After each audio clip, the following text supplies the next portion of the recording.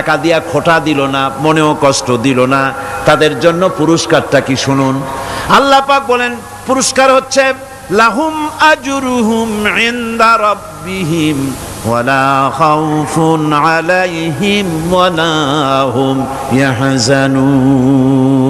ওদের জন্য তার পরওয়ারদিগারের কাছে রয়েছে বিরাট পুরস্কার, আজরে আজিম।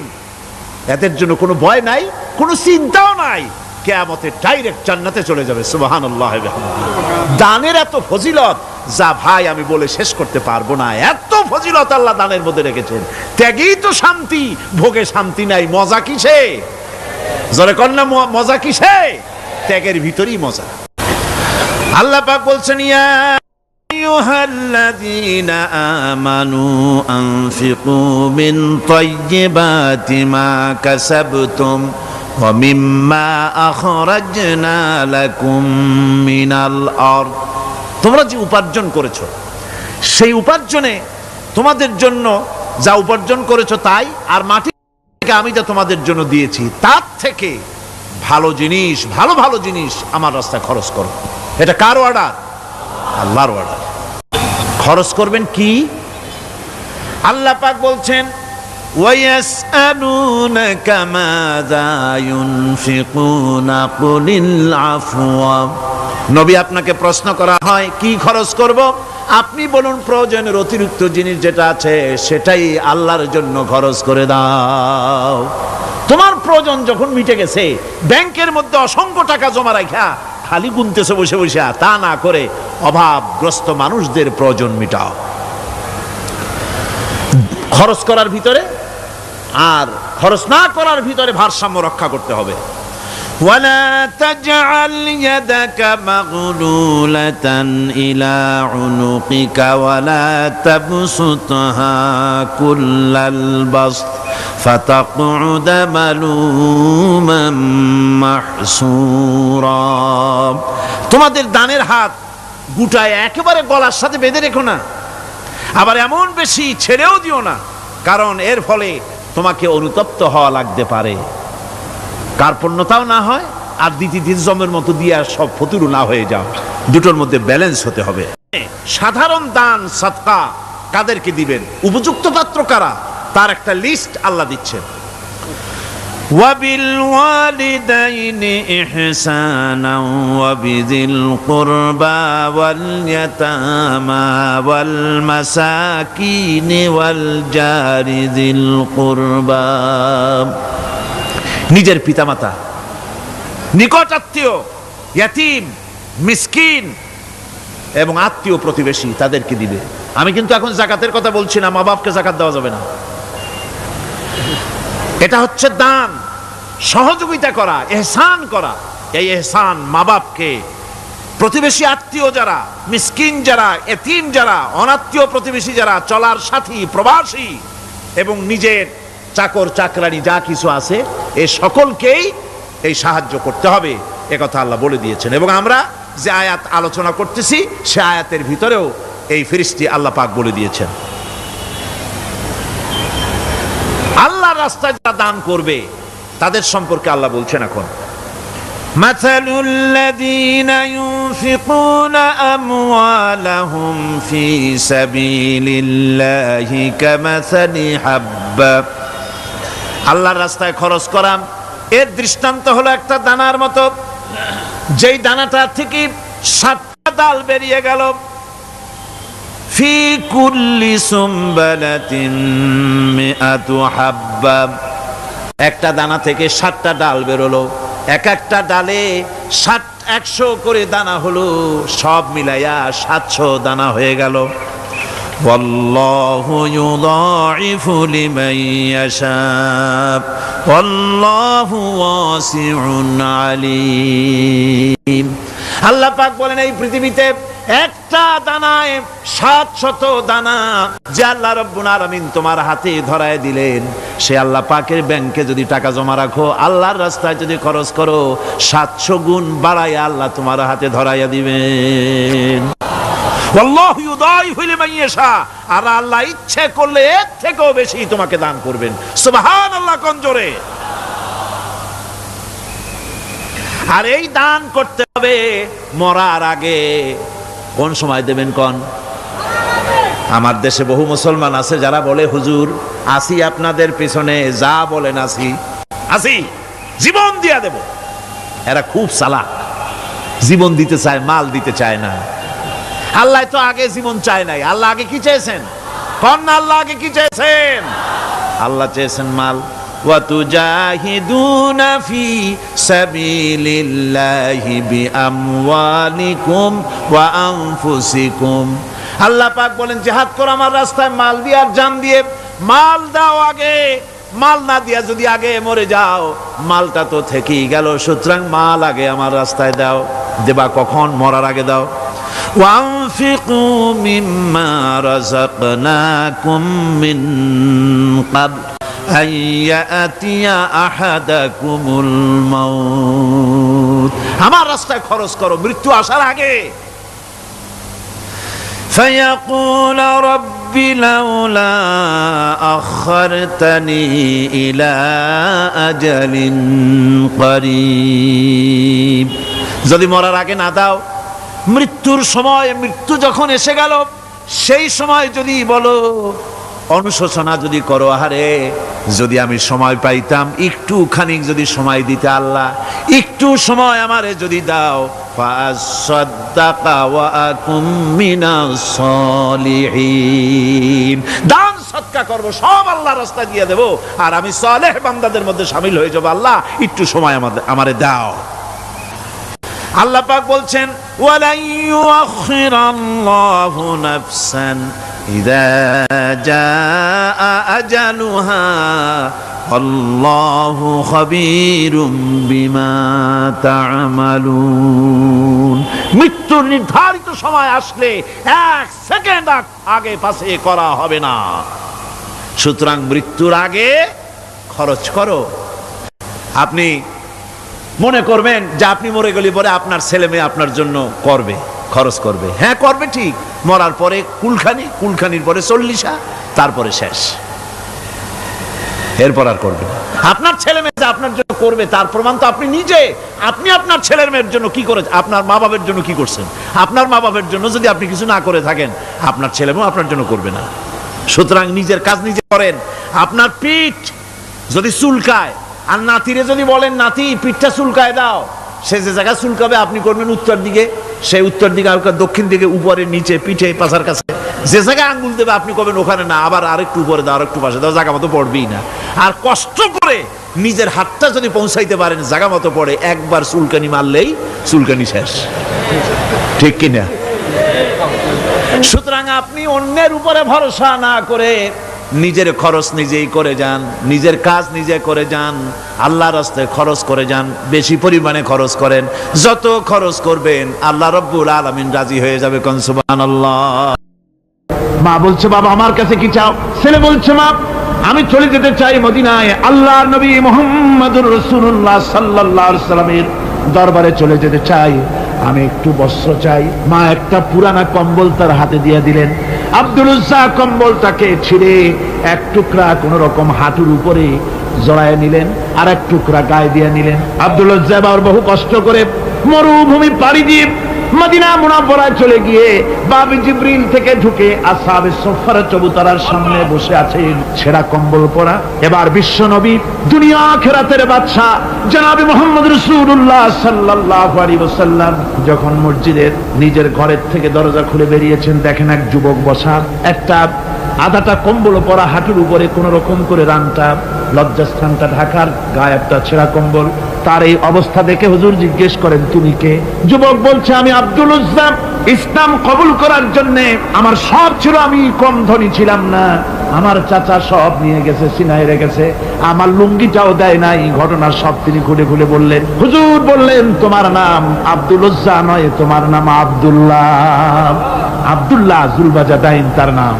হযরত আব্দুল্লাহ জুলবাজাদাইন কি রাসূলুল্লাহ দিয়া দিলেন, আসহাবে সুফফাদের সাথে মিলাই দিলেন, এখানে থাকো, খাবার আসতে পরে খাবে। তাদের সব সময় খাবার থাকতো না। আসহাবে সুফফায় তারা থাকতেন যাদের ঘর নাই, বাড়ি নাই, থাকার জায়গা নাই। ক্ষুধার জ্বালায় যখন তারা অতিষ্ঠ হয়ে যেতেন, নবীজি ঘরের থেকে তাহাজ্জুদের জন্য যখন বেরোতেন, ক্ষুধার্ত সাহাবীরা রাসূলের চেহারা দেখার সঙ্গে সঙ্গে ক্ষুধা নিবৃত্ত হয়ে যেত। হযরতে রাসূল পাক সাল্লাল্লাহু আলাইহি ওয়াসাল্লাম আব্দুল্লাহকে ওনাদের মধ্যে ভিড়াই দিলেন। আব্দুল্লাহ এবার কোরআন শরীফ পড়ে। কোরআন শরীফ পড়তে গিয়া চিল্লায় চিল্লায় তিনি পড়েন, আস্তে আস্তে পড়েন না। সাহাবীরা বিরক্ত হয়ে রাসূলের কাছে নালিশ করলেন যে বড় চিল্লায় কোরআন পড়ে আমাদের নামাজেও ডিস্টার্ব হয়। হুজুর বলেন, সাহাবীরা কেউ আব্দুল্লাহর ব্যাপারে কোনো কথা বলবে না, তারে চিল্লাইতে দাও, যেহেতু ঈমানের জন্য তারে বড় মূল্য দিতে হয়েছে। পরনের লুঙ্গিটা পর্যন্ত আনতে পারে নাই, যত খুশি চিৎকার করেছে আল্লাহর কালাম পড়ুক। তাবুকের যুদ্ধ, রাসূলুল্লাহ তাবুকের দিকে রওনা করেছেন। 30,000 সৈন্য নিয়ে রওনা করেছেন। ওই জিহাদে মানুষেরা প্রাণ ভরে রাসূলুল্লাহকে সাহায্য করেছেন। মেয়ে লোকেরা নাকের ফুল, কানের দুল, গলার হাল খুলে খুলে রাসূলের কদম মোবারকে দিয়ে দিয়েছে। ধনীরা টাকা পয়সা সব দিয়েছে। হযরত আবু বকর তো যা ছিল সব এনে দিয়েছে, কিছু ছিল না ঘরে। রাসূল রওনা করলেন। প্রতিমধ্যে হযরত আব্দুল্লাহ জুলবাজাদাইন আল্লাহর নবীর খেদমতে হাজির হয়ে বলেন, হুজুর সবাই তো সব দিল, আমার কিছুই নাই, কিছু দিতে পারলাম না। হুজুর আপনি আমার জন্য দোয়া করেন, আমি যেন এই তাবুকের ময়দানে কাফেরদের বিরুদ্ধে লড়াই করে যেন শহীদ হয়ে যেতে পারি। মাল দিতে পারি নাই, কিন্তু আল্লাহর জন্য যেন আমার জীবনটা দিয়ে দিতে পারি। ও চট্টগ্রামের যুবকেরা, তরুণেরা, তোমাদের মতো 20 বছরের তরুণ হযরত আব্দুল্লাহ জুলবাজাদাইন শাহাদাতের তামান্না করে রিসালাতে মাহবের কাছে দাঁড়িয়েছে। হুজুর বললেন, একটা গাছের বাকল নিয়ে আসো। একজন একটা বাকল নিয়ে এলো। রাসূলুল্লাহ এই বাকলটা আব্দুল্লাহ জুলবাজাদাইনের হাতে লাগাই দিলেন।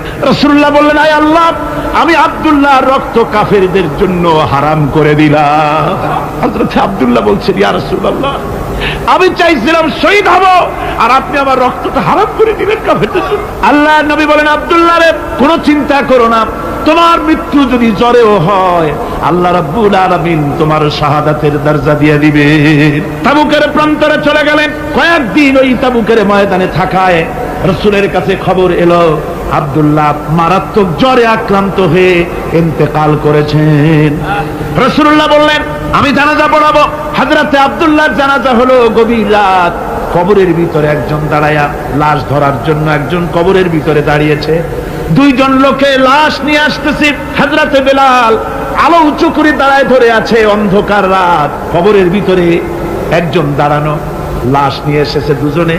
কবরের ভিতরে যিনি দাঁড়ানো, তিনি বলছেন, এই লাশকে তোমাদের ভাইকে আদবের সাথে কবরে রাখো। কবরের মধ্যে যিনি দাঁড়ানো তিনি আর কেউ নয়, বিশ্বনবী মুহাম্মদুর রাসূলুল্লাহ সাল্লাল্লাহু আলাইহি ওয়াসাল্লাম। হযরত রাসূলুল্লাহ বলতেছেন, আবু বকর, ওমর, তোমাদের ভাইকে আদবের সাথে কবরে রাখো, খবরদার বেয়াদবি করো না। কবরের মধ্যে আল্লাহ নবী আব্দুল্লাহ জুলবাজাদাইনকে নিজ হাতে শোয়াই দিয়া কবরের উপরে পাথর বিছিয়ে দিয়ে নবীজি বললেন, রব্বুল আলামিন, আজকের এই সন্ধ্যা পর্যন্ত আমি আব্দুল্লাহর প্রতি রাজি ছিলাম, তুমিও আব্দুল্লাহর প্রতি সন্তুষ্ট হয়ে যাও। হযরত ইবনে মাসউদ রাদিয়াল্লাহু তাআলা আনহু বলেন, আমি চিৎকার মেরে কেঁদে কেঁদে বললাম, আল্লাহ, আজকে যদি এই কবরে আব্দুল্লাহ না হয়ে আমি হতাম, আমার কিসমতটা ভালো হয়ে যেত। যুবকেরা, ও তরুণ মুসলমানেরা, তোমরাই রক্ত দিয়ে ইসলাম কায়েম করেছো। কে কায়েম করেছে ইসলাম? মুসলিম তরুণেরা, মুসলিম যুবকেরা। তোমাদের অবদান সব চাইতে বেশি। আজ মুসলমান যুবকদের চরিত্র নাই। মদ, জুয়া, জেনা, ব্যভিচার করে করে সর্বনাশ করে দেওয়া হলো। সরকারি ভাবে, বেসরকারি ভাবে, বিভিন্ন ভাবে যুবকদেরকে মিসগাইড করার জন্য মদ দেওয়া হয়, টাকা দেওয়া হয়, অস্ত্র দেওয়া হয়, সব দিয়ে যুবকদের চরিত্র নষ্ট করা হচ্ছে। অথচ যুবক হচ্ছে একটা জাতির মেরুদণ্ড। জাতির কি মেরুদণ্ড? এই মেরুদণ্ডকে ঘুরে ধরেছে, এই মেরুদণ্ড নষ্ট করার ব্যবস্থা করা হয়েছে। আমার মুসলমান ভাইয়েরা, হাদিস থেকে শোনো, বদরের প্রান্তরে যুদ্ধ হবে। রাসূলুল্লাহ সাহাবায়ে কিরামদেরকে রেডি করেছেন, কিন্তু এই যুদ্ধটা বড় মারাত্মক। এই জিহাদ বড় মারাত্মক। জিহাদ হবে, চাচার বিরুদ্ধে ভাতিজা জিহাদ করবে, বাপের বিরুদ্ধে সন্তান অস্ত্র ধারণ করবে, ভাইয়ের বিরুদ্ধে ভাই অস্ত্র ধারণ করবে। কোন জায়গা? বদর। কোন জায়গায়? বদর। মক্কা থেকে যারা আসতেছে সব চাচা, ভাই, মামু, খালু, এরা আপন আপন লোকেরা আপন লোকের বিরুদ্ধে অস্ত্র ধারণ করবে। এটা কি সহজ? কোন এটা কি সহজ? রাসূলুল্লাহ যুদ্ধের কথা মানুষকে বুঝাচ্ছেন, একটু ইতস্তত করে। হযরত রাসূল পাক সাল্লাল্লাহু আলাইহি ওয়াসাল্লাম যুদ্ধের কথা সাহাবায়ে কিরামদের সামনে পেশ করতেছেন আর একটু ইতস্তত করতেছেন এই কঠিন যুদ্ধে সাহাবীরা কিভাবে মেনে নেবে। রাসূলের মনের অবস্থা বুঝতে পেরে হযরত মিকদাদ রাদিয়াল্লাহু তাআলা আনহু বর্ষিয়ান সাহাবী তিনি দাঁড়ায় গেলেন। তিনি দাঁড়ায় বলছেন, ইমদি বিনা ইয়া রাসূলুল্লাহ হাইসু মা তাশা। হে রাসূল, আপনি আমাদেরকে নিয়ে চলুন, আল্লাহ যেদিকে আপনাকে যেতে বলে, হাইসু মা তাশা আয় হাইসু মা আমারাকাল্লাহ, যেদিকে আল্লাহ আপনাকে যেতে বলেন আমাদেরকে নিয়ে আপনি সেদিকে চলেন। ইন্না লা নাকুলু লাকা কামা ক্বালা বানু ইসরাঈল লিমূসা আলাইহিস সালাম ইযহাব আনতা ওয়া রাব্বুকা ফাকাতিলা ইন্না হাহুনা কাঈদুন। আমরা মুসা আলাইহিস সালামের উম্মতের মতো বলবো না যে হে মুসা তুমি আর জিবরাইল আর তোমার আল্লাহ যুদ্ধ করো, আমরা ঘরে বসে আরাম করি, এ কথা আমরা বলবো না হুজুর। বাল ইযহাব আনতা ওয়া রাব্বুকা ফাকাতিলা ইন্না মাআকুমা মুকাতিলুন। হে রাসূল, বরং আমরা বলবো আপনি যুদ্ধ করুন, আপনি আমাদের নিয়ে চলুন, আমরা লড়বো আপনার সাথে কাফেরদের বিরুদ্ধে, ততক্ষণ পর্যন্ত লড়বো মা দামাত আইনুম মিন্না তাতাররাফ। ও রাসূল, যতক্ষণ আমাদের চোখের একটা পাতাও নড়ে ততক্ষণ আপনার সাথে আমরা লড়বো। সুবহানাল্লাহ। মানে জীবন যতক্ষণ আছে আপনার সাথী হয়ে কাফেরদের বিরুদ্ধে লড়তে থাকবো। হুজুর খুব খুশি হয়ে গেল। হুজুর কি হলেন? দারুণ খুশি হয়ে গেল। আল্লাহর নবী খুশি হয়ে বললেন, ও সাহাবীরা, তোমাদের মানসিক অবস্থা যখন এই কুবু বিনা ইলা জান্নাতিন জান্নাতুন আরদুহা কারদিস সামাওয়াতি ওয়াল আরদ। ও সাহাবীরা, তোমাদের মানসিকতা যখন এমন, তখন আমার সাথে তোমরা দাঁড়াও, আমার সাথে ওঠো, আমার সাথে চলো জান্নাতের দিকে। রাসূলুল্লাহ বলেন, আমার সাথে চলো বেহেশত। কোন বেহেশত? এমন বেহেশত যে বেহেশতের বিশালতা আর প্রশস্ততা ওই বিশাল আকাশ আর জমিনের চাইতেও বেশি। এই বিরাট জান্নাতের দিকে চলো আমার সাথে। ফাকামা উমাইর বিন হামাম ওয়া কানা ইয়াকুলু তামার। যুবকেরা, তোমাদের মতো তরুণ, তোমাদের মতো এক যুবক যার নাম উমাইর, তিনি দাঁড়িয়ে গেলেন, হাতে ছিল খোরমা, খোরমা খাত। দেখেন বক্তৃতা হয়, মাঠে ওয়াজ নসিহত হয়, আর যুবকেরা দাঁড়ায় দাঁড়ায় বাদাম হয় না, ওই সাহাবী ওই সময় তো বাদাম টাদাম হয়তো পায় না, খোরমা খাত, খোরমা চাবাচ্ছে, বিচি ফেলাই দিতেছে, আর এইভাবে খাচ্ছে আর হুজুরের কথা শুনে। হুজুরের কথা শুনে উমাইর বলছেন, বাহ বাহ, এটা একটি আঞ্চলিক শব্দ, এর অর্থ হচ্ছে আয়মা আযমাহু ওয়া মা আহসানাহু। হে রাসূল, আপনি কত সুন্দর কথা বললেন, আপনি কি বিশাল কথা বলেছেন, কত বড় কথা বলেছেন। জিহাদ করলে, জান দিলে এমন বেহেশত পাবো, জান্নাতুন আরদুহা কারদিস সামাওয়াতি ওয়াল আরদ, যে বেহেশতটা হবে ওই বিশাল আকাশের চাইতে এমন বেহেশত পাবো। ওয়াল্লাহি লাউ কুনতু হাইয়ান হাত্তা আকুলাহুম ইন্নাহা লাহায়াতুন তাবি। আল্লাহর কসম, আমি যদি হাতের সবগুলি খোরমা খেতে যাই তাহলে তো অনেক সময় লাগবে, বেহেশতে যেতে দেরি হয়ে যাবে, অনেক দেরি হয়ে যাবে বেহেশতে যেতে। ফারামা বিহিন্না, হাতের সবগুলি খোরমা তিনি ফেলে দিন। ও যুবকেরা, হযরত ওমর তোমার মতো যুবক খোরমা খাওয়া সহ্য করলেন না আল্লাহর জান্নাতে যাওয়ার লোভে। জান্নাতে যেতে দেরি হয়ে যাবে, আল্লাহর সঙ্গে দিদার করতে দেরি হয়ে যাবে, এই মনে করে হাতের খোরমাগুলি ফালায় দিলেন, জিহাদের ময়দানে ঝাঁপায়ে পড়লেন। হাদিস শরীফে এসেছে, উমাইর জিহাদ করে বেশ কিছু কাফেরদেরকে নিহত করে নিজেও শহীদ হয়ে গেলেন। রাসূলুল্লাহ বদরের শাহাদাতের জানাজা করার সময় একজন সাহাবী বলে দিলেন, হুজুর এই সেই উমাইর, আপনি যখন বেহেশতের কথা বলছিলেন, খোরমাগুলি খাওয়ার তর সহ্য হয় নাই বেহেশতে যাওয়ার জন্য, এই সেই উমাইর। আল্লাহর নবী উমাইরের কাছে দাঁড়ায় আঙ্গুল দিয়ে তার শরীরের দিকে দেখায় বললেন, ইন্নাকা মিন আহলিহা। ও যুবক, যেই বেহেশতের জন্য খোরমা খাওয়ার সময় তুমি পাও নাই, আমি নবী সাক্ষী দিচ্ছি তুমি অবশ্যই সেই বেহেশতের অধিবাসী, ওই বেহেশত তোমার জন্য। সুবহানাল্লাহ। আমার ভাইরা, কিয়ামতের দিন এই জান্নাত আল্লাহ রাব্বুল আলামিন দান করবেন ওই সব লোকদের জন্য যারা জান দিবে, মাল দিবে, রক্ত দিবে আল্লাহর দ্বীনের জন্য। কিসের জন্য? আল্লাহর দ্বীন কায়েমের জন্য। যারা জান মাল ওয়াকফ করে দেবে, জীবনকে উৎসর্গ করে দেবে, তাদের জন্য আল্লাহ পাক এই বিরাট নিয়ামত রেখেছেন। তরুণদের বলতে চাই, যুবকদের বলতে চাই, আর বাতিলের পেছনে ঘুরো না, আর তোমার ওই সব নেতাদের পেছনে ঘুরো না যারা নিজেরাও নামাজ পড়ে না, তোমাকেও নামাজের কথা বলে। ওরা নিজেরা মিথ্যা কথা কয়, তোমরা টের পাও না? কি বলেন, টের পাওয়া যায় না? মারামারি করে নিজেরা আর বদনাম দেয় অপরের উপরে। চোখের সামনে যারা এরকম পারে, চোখের সামনে যারা এরকম পারে, তাহলে রাত দিন 24 ঘন্টা তাদের আমলটা কেমন? এদের পেছনে ঘুরে কোনো লাভ নাই। কোনো লাভ আছে? হ্যাঁ, একটা লাভ আছে। সেই লাভটা হচ্ছে টাটকা কিছু সুখ পেতে পারো, কিছু মদের টাকা, কিছু হোটেলের টাকা, কিছু পরের মেয়ে নিয়ে ঘোরার টাকা, কিছু ভ্রমণের টাকা, কিছু অস্ত্রপাতি, ত্রাস সৃষ্টি করা। আর ত্রাস সৃষ্টি করবা, কয়টা অস্ত্রের মালিক হইছো? যুবক, তরুণ, বিপদগামী তরুণদের বলবো, সরকার অননুমোদিত অস্ত্র যাদের কাছে আছে, শুনে রাখ, এই অস্ত্র কাউকে ক্ষমা করে, এই অস্ত্র কাউকে ক্ষমা করে না। সাপ পোষার মতো, যে সাপ তুমি দুধ কলা দিয়ে পোষো, ওই সাপ তোমাকে আবার দংশন করবে। ওঝা মরে না মরে না, সাপ খেলা যারা দেখায় তারা মরে কিনা, ওই সাপেই তাকে কাটে। সুতরাং গভর্নমেন্ট অনুমোদিত অস্ত্র তোমার কাছে, পাইপ গান, রিভলভার, স্টেন গান, এলএমজি, আদমজি, কত রকমের অস্ত্রপাতি যুবকদের কাছে। ঘুম নাই, সারা রাত অস্ত্র থাকে কাছে, আর কি কি লাল পানি খাইয়া চোখ দুইটা থাকে এত বড় বড়, দেখলেও ভয় করে। মাথায় ভাল্লুকের মতো। মানুষ মারো তোমরা, মানুষ মারো। আহা, যারে মারলা একটুখানি হিউম্যান বিবেক দিয়ে চিন্তা করো।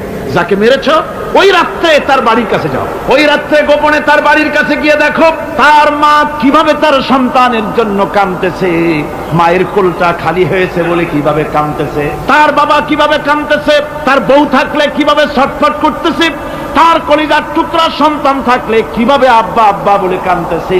যারে গুলি করে মেরেছো একবার বাড়ির কাছে গিয়ে কান পাচা শোনো। মনে রাখো যুবক, সন্ত্রাসীরা, শুনে রাখো, অস্ত্র দিয়া মানুষকে যারা মেরেছো, আল্লাহর কসম করে বলি, যেভাবে মেরেছো ওইভাবে তোমাকেও নিহত হতে হবে, কোনো সন্দেহ নাই। বাড়িতে গিয়ে ডায়েরিতে লিখে রাখো আমার কথা। থামুন, বাড়িতে গিয়ে ডায়েরিতে লিখে রাখুন, ডায়েরিতে লিখে রাখুন। যদি তুমি কাউকে হত্যা করে তার বউকে যদি বিধবা বানায় থাকো, তোমার বউ বিধবা হবেই। তুমি যদি কারো ছেলেকে এতিম বানায় থাকো, তোমার ছেলেকে আল্লাহ এতিম বানায় রাস্তায় ভিক্ষা করায় ছাড়বে। তুমি যদি কারো বাপকে মাকে কাঁদায় থাকো, আল্লাহ রাব্বুল আলামিন তোমার মা বাপকে কাঁদাবে। তুমি যদি বেয়নটের খোঁচা দিয়া, ড্যাগারের খোঁচা দিয়া একটা মানুষকে যদি বুক ফেলে থাকো, তোমার বুকটা ঝাঁঝরা করে দেওয়ার মতো অস্ত্র আল্লাহ তৈরি করে রেখেছে। বিশ্বাস করো, বিশ্বাস করো। অননুমোদিত অস্ত্র থানায় জমা দিয়ে দাও, মসজিদে ঢোকো, নামাজ পড়ো, চরিত্রবান হয়ে যাও। তোমাদের প্রতি আমার উদাত্ত দাওয়াত, আমার বুক ভরা দরদ। তোমাদের বিরুদ্ধে আমাদের কোনো বিদ্বেষ নাই, হিংসা নাই, আছে কলিজা বড় দরদ। দেখতে পাচ্ছি জাহান্নামের দিকে যাচ্ছে। এ পথটা কোন দিকের পথ? যারা বলেন কোথার পথ? ওই নেতাদের পিছনে আর চলো না, তওবা করো। ওই নেতাদের পিছনে আর যাবে না যারা তোমাদেরকে টাকা দেয় আর অস্ত্র দেয়, যারা তোমাদেরকে মদ দেয় আর নারী দেয়, ওদের পিছনে আর চলবে না। ওয়াদা করো। যুবকরা কি পারবে ওয়াদা করতে? ওই সব নেতাদের পিছনে জীবনে আর যাবে না। ওয়াদা করতে পারো? হাত উঁচু করে দেখাও যুবকেরা।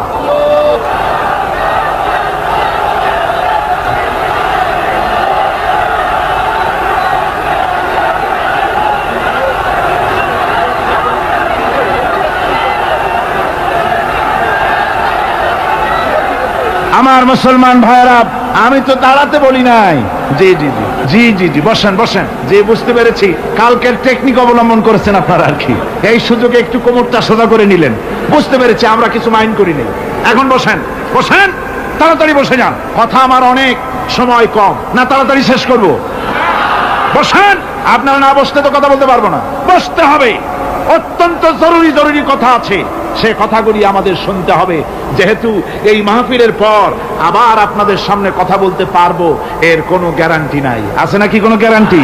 নাই। সুতরাং বসতে হবে, কেউ দাঁড়াবে না। জোরে সোরে জিকির করেন, লা ইলাহা ইল্লাল্লাহ, লা ইলাহা। আমার ভাইরা, আজকের মাহফিলের সবচেয়ে বড় আকর্ষণ আখিরি মোনাজাত, ঠিক না? কোরআনে কারীমের মাহফিলের মোনাজাত অবশ্যই কবুল হবে ইনশাআল্লাহ। এত মানুষের দোয়া আল্লাহ ফিরাতে পারেন না। তার নাম রহমান, তার নাম রহিম, তার নাম গফুর, তার নাম গফফার।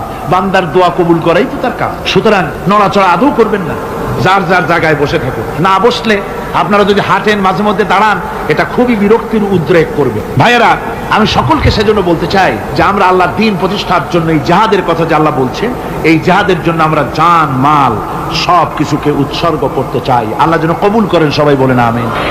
আনন্দ, আরাম আর বিলাসিতায় আমরা আমাদের জীবনকে ভাসায় দিয়ে, যার কারণে আমাদের জিল্লতি। এ মুসলমানদের উরুজ, এ মুসলমানদের তারাক্কি কিভাবে আসছে শুনুন। বিশ্ব কবির ভাষা, বিশ্ব কবি আল্লামা ইকবাল রহমতুল্লাহ আলাইহি বলেছেন, আ তুঝে বাতাও তকদীরে উমম ক্যা হ্যায়, तुझे बताओ तकदीरे उमम क्या है, शमशेर ओसना अव्वल ताऊस और बाबाखीर।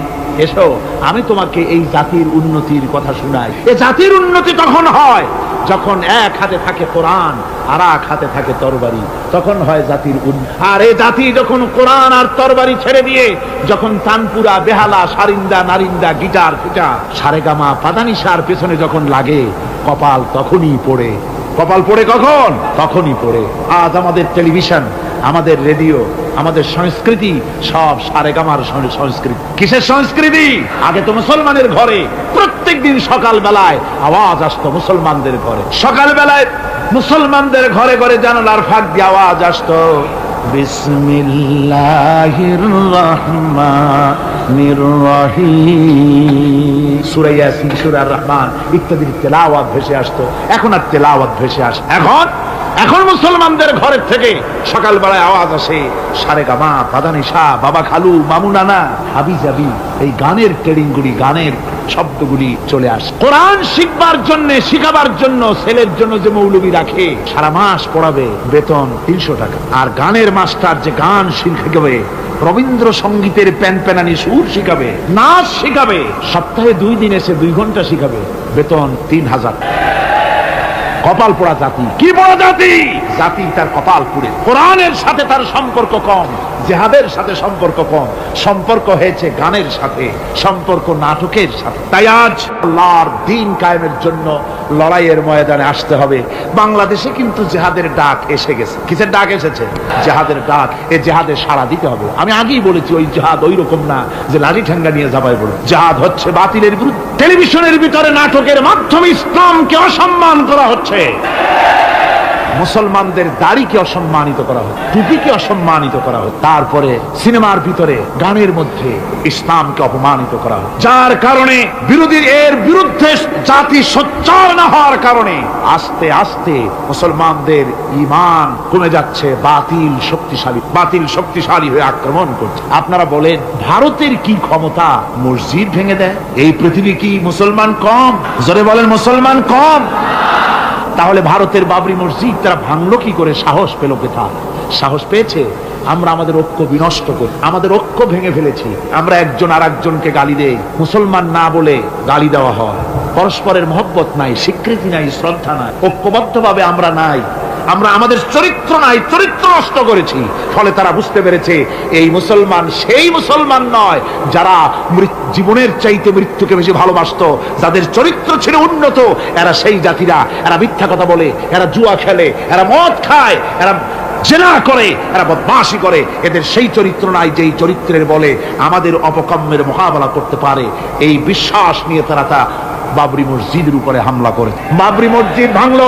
মসজিদের উপরে যখন শাবল মারা হচ্ছিল, কেবল নিউজ নেটওয়ার্কের মাধ্যমে আমরা এই দৃশ্য দেখেছি, টেলিভিশনের পর্দায় দেখেছি শাবল মারা হচ্ছে। তখন মনে হচ্ছিল শাবল তো মসজিদের উপরে পড়ছে না, শাবল যেন পড়ছে পৃথিবীর 125 কোটি মুসলমানের কলিজার উপরে। ভারত মসজিদ ভেঙে দিল। এরপরে এই মসজিদ ভাঙলো বিজেপি, শিবসেনা সহযোগিতা করলো ভারতের প্রধানমন্ত্রী নরপশুরাও। এই পৃথিবীর বর্তমান পৃথিবীর নিকৃষ্ট মানব সন্তান, জঘন্য শয়তান নরপশু। ওইটা নরসীমা নয়, ভারতের প্রধানমন্ত্রী মানুষ না, এটা একটি শয়তান। জোরে বলেন, এটা কি? পৃথিবীর ইতিহাসকে কলঙ্কিত করেছে। আজ পর্যন্ত পৃথিবীতে কোথাও মসজিদ ভাঙা হয়েছে এর কোন ইতিহাস। আর ভারতের বেয়াদব সরকার বাংলাদেশে যখন সংসদে ভারতীয় এজেন্টদের প্রতিবাদের মোকাবেলায় যখন ভারতের এই কাজের নিন্দা জানানো হলো, ভারতের বেয়াদব সরকার তখন বলছে বাংলাদেশের গতিবিধির উপরে আমরা কড়া নজর রাখছি। বেটা বেয়াদব, বাংলাদেশ কি তোমার ভুটান না সিকিম? বাংলাদেশের উপরে কড়া নজর রাখার অধিকার তোমার নাই। এই পৃথিবীতে বাংলাদেশের সবচাইতে বড় দুশ্মন ভারত। সবচাইতে বড় দুশ্মন কে?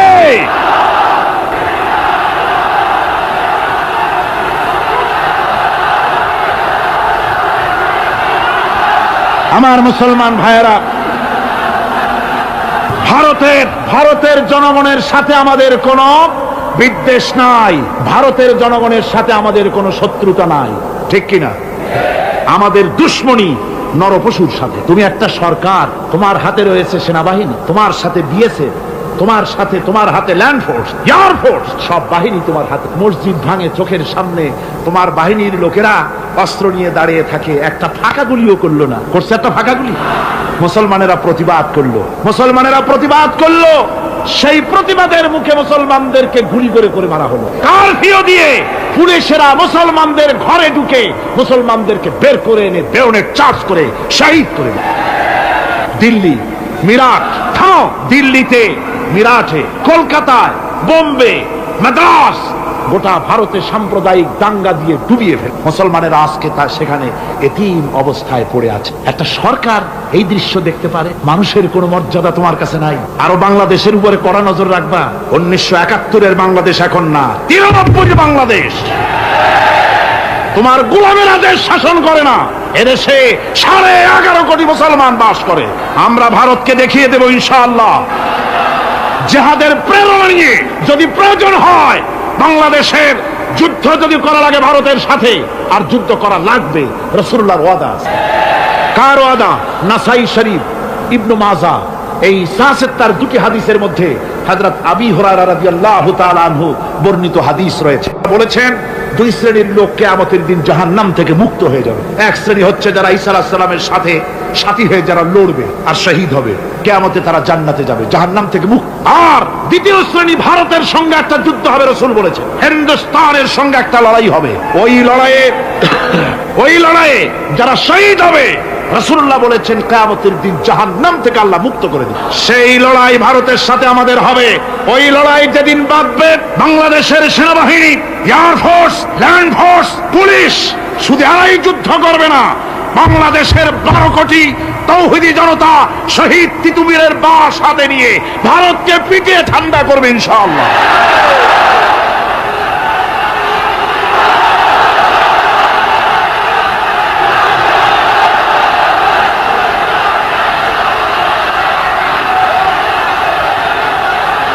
আমার দেশে ভারতের মসজিদ ভাঙার প্রতিবাদে আমাদের দেশে একটা হিন্দুও মরে নাই, কথা ঠিক কিনা কন? কিন্তু ভারতে ভেঙেছে তারা বাবরি মসজিদ। আমার দেশের 15 জন মুসলমান পুলিশের গুলিতে নিহত। আমার দেশে হিন্দু মরে নাই। তোমরা আমার দেশে, সেখানে আমার মুসলমান মেরে। হযরত আব্দুল্লাহ বিন ওমর রাদিয়াল্লাহু তাআলা আনহু বলছেন যে আমি রাসূলের সঙ্গে কাবা শরীফ তাওয়াফ করতেছিলাম। আমি বলতে শুনলাম রাসূল বলছেন, হে কাবা, তোমার কত মর্যাদা, তোমার কত সম্মান, তুমি কত মহান, তোমার কত ইজ্জত। তবে কাবা, শুনে রেখো, আল্লাহ রাব্বুল আলামিনের একটা মুমিন বান্দার যে মর্যাদা, তোমার মর্যাদা যত হোক একটা মুমিনের চাইতে নিশ্চয়ই বেশি নয়। তোমরা মসজিদ ভেঙেছো আর আল্লাহর মুমিন বান্দাদেরকে ভেঙেছো। ভারত সরকার, শুনে রাখো, মসজিদ ভাঙো নাই, তকদির ভেঙেছো। মসজিদ যেভাবে মসজিদের ইটগুলি টুকরা টুকরা হয়েছে, গোটা ভারত আজ হোক কাল হোক মসজিদের ইটের মতোই টুকরা টুকরা হয়ে যাবেই যাবে ইনশাআল্লাহ।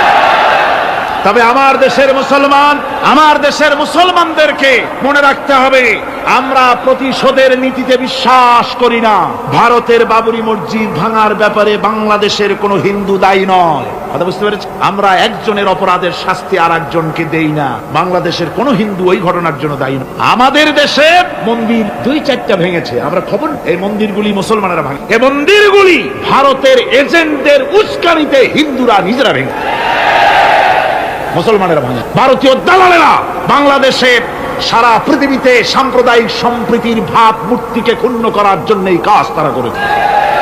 নরসিংদীতে, আর মিয়া থামো না, নরসিংদীতে সেখানে দেখা গেছে গভীর রাত্রে কাপড়ের দোকানদার হিন্দু ঘরের সমস্ত কাপড় চোপড় সরাইয়া নিজের দোকানে আগুন দিতে গিয়েছে, পুলিশ তখন তার ভারতের 5-8 গোলামেরা হিন্দুদের দিয়ে এই কাজগুলি করাইছে। কোন মুসলমান মন্দির ভাঙে নাই। বাংলাদেশ গোটা বিশ্বের বুকে সাম্প্রদায়িক সম্প্রীতির সহস্র বছরের উজ্জ্বল দৃষ্টান্ত, আলহামদুলিল্লাহ। তার কারণ হচ্ছে আল্লাহর নবী বলেছেন সংখ্যালঘু মুসলিম এলাকায়, সংখ্যাগরিষ্ঠ মুসলিম এলাকায় সংখ্যালঘু অমুসলিম যারা, তারা হতেছে পবিত্র আমানত। ওই আমানতের কেউ যদি খেয়ানত করে, অর্থাৎ অমুসলিমদের উপরে যদি কেউ অত্যাচার করে, তাহলে আমি নবী মুহাম্মদুর রাসূলুল্লাহ সাল্লাল্লাহু আলাইহি ওয়াসাল্লাম কিয়ামতের দিন আল্লাহর দরবারে মুসলমানদের বিরুদ্ধে মামলা দায়ের করব। এই জন্য আমরা সবচাইতে পরধর্ম সহিষ্ণু জাত। আমার ভাইয়েরা ভালো করে মনে রাখুন, ভারতের বাবরি মসজিদ সহ এখন তারা আর অন্যান্য মসজিদও ভাঙবার প্ল্যান নিয়েছে, ভাঙতে তাজমহলকেও তারা ভাঙ, অন্যান্য মসজিদও ভাঙবার পরিকল্পনা নেই। ওরা যদি মসজিদ একটা একটা ভাঙতে ভাঙতে আল্লাহ না করুন সবগুলিও যদি ভাঙে, বাংলাদেশের একটা মন্দিরকে আমরা ভাঙতে দেব না। এর নাম ইসলাম। এর নাম কি? ভারতের সাম্প্রদায়িক দাঙ্গা বাঁধিয়ে মুসলমান একটা একটা করে করে সব মুসলমানও যদি তারা মেরে ফেলে দেয়, আল্লাহর কসম বাংলাদেশের একটা অমুসলিমের গায়ে আমরা হাত দিতে দেব না। এর নাম ইসলাম। এর নাম কি? আপনারা যদি কখনো শোনেন যে কোন এলাকার কোন লোক মন্দির ভাঙতে যাচ্ছে অথবা হিন্দুর বাড়ি আক্রমণ করতে যাচ্ছে, সাথে সাথে তাকে ধরে থানায় সোপর্দ করবেন। রাজি আছেন? কারা রাজি? হাত উঁচু করে দেখান। আলহামদুলিল্লাহ, হাত নামা। এই সাম্প্রদায়িক সম্প্রীতি বাংলাদেশে অতীতে ছিল, এখনো থাকবে ইনশাআল্লাহ, ভবিষ্যতেও থাকবে ইনশাআল্লাহ। বলেন ইনশাআল্লাহ। আমাদের শত্রু, আমি বারবার বলছি, হিন্দুরা শত্রু নয়, শত্রু হচ্ছে ভারতীয় এজেন্ট যারা, ভারতের দালাল যারা, ওরা আমাদের ঠিক কিনা? তারা বাংলাদেশের স্বপ্ন এখানে বসে দেখে, পত্রপত্রিকার মাধ্যমে, টিভির মাধ্যমে হাজারো প্রচেষ্টা তারা চালিয়ে যাচ্ছে ইসলামের বিরুদ্ধে। সুতরাং ইসলামকে জমিনে টিকিয়ে রাখার জন্য চাই সংগ্রাম।